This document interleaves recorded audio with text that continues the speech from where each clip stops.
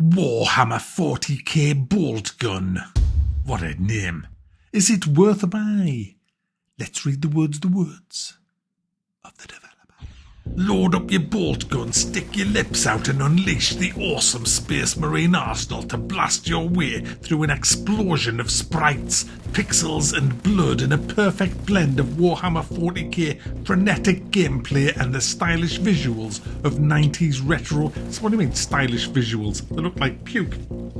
First up, guys, how it actually ran in the graphical options. There's hardly anything. There's hardly any options at all for this game. It's a cheap game, this. I mean, you can get it for 15 quid on Green Man Gaming. Links in the description. Mac, you couldn't help but plug it, could you? That's where I got mine. And yeah, you can get it for 15 quid on GMG.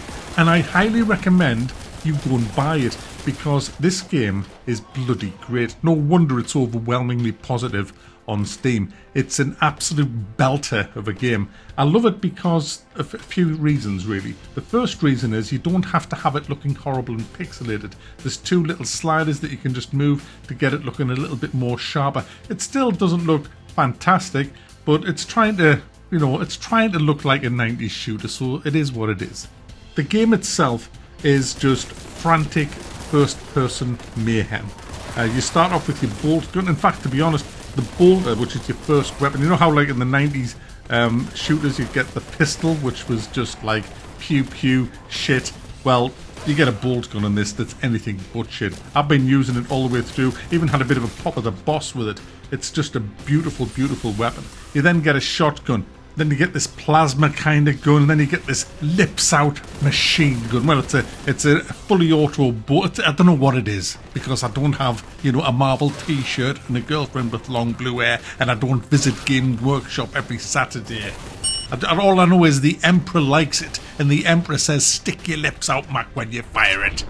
I am an executioner of the Emperor. Who gives the give it a big fucking gun, the big fucking gun, a big pile of elephant dung. Who gives the give it a big fucking gun, the big fucking gun, give it a big pile of elephant dung. Who gives the give it a big fucking gun, the big fucking gun, a big pile of elephant dung. Who gives the give it a big fucking gun, the big fucking gun, give it a big pile of elephant dung.